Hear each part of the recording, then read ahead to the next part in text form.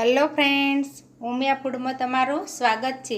આજે આપણે બનાવીશું કાચી કેરીનો શરબત।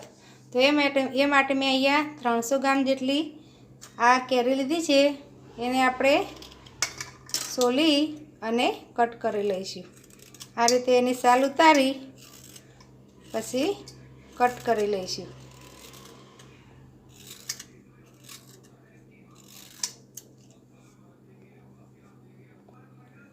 આપણા કેરીના આ રીતે નાના નાના ટુકડા કરી લેવાના।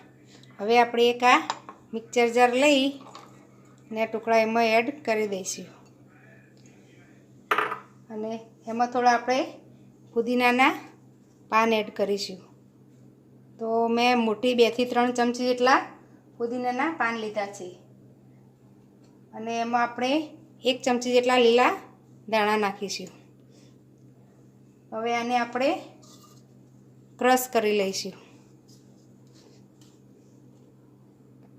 તો આ હવે આપણું અધકચરું ક્રશ થયું છે।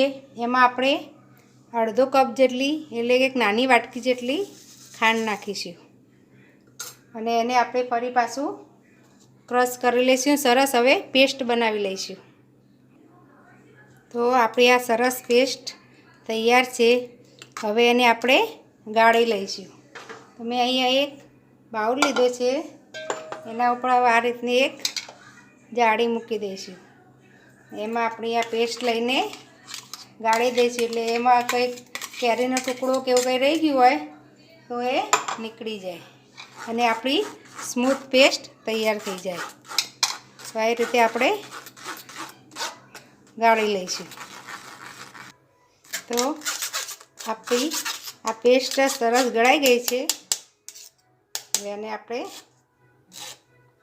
એક સાઈડ રાખી લઈશું।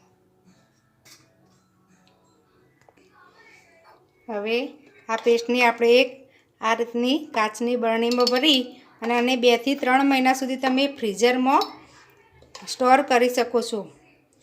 ઉપરનો ડિપાર્ટમેન્ટ આવે બરફવાળું, એમાં આપણે 2 થી 3 મહિના સુધી સ્ટોર કરી શકીએ છીએ। આ રીતે આપણે આમાં બધી પેસ્ટ ભરી લઈશું। તો હવે આપણે કેરીનો શરબત બનાવશું।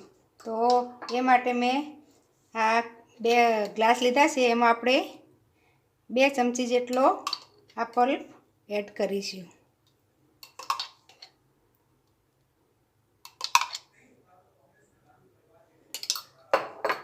એમાં આપણે હવે આઈસ ક્યુબ નાખીશું। બબે આઈસ ક્યુબ નાખીશું।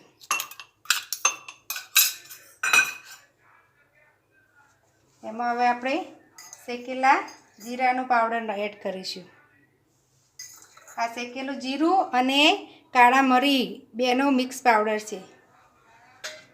એમાં આપણે સંચળ એડ કરીશું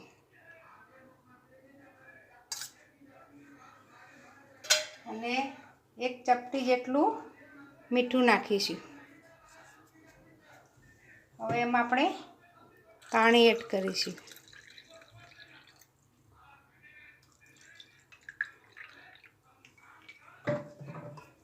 ને મિક્સ કરી લઈશું।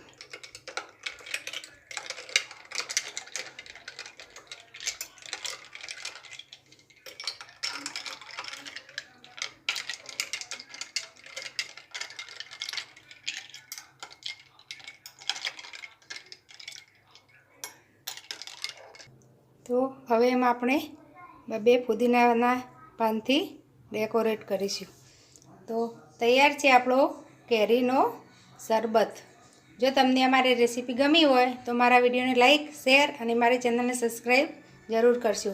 ફરી મળીશું નવા વિડીયો સાથે। ધન્યવાદ।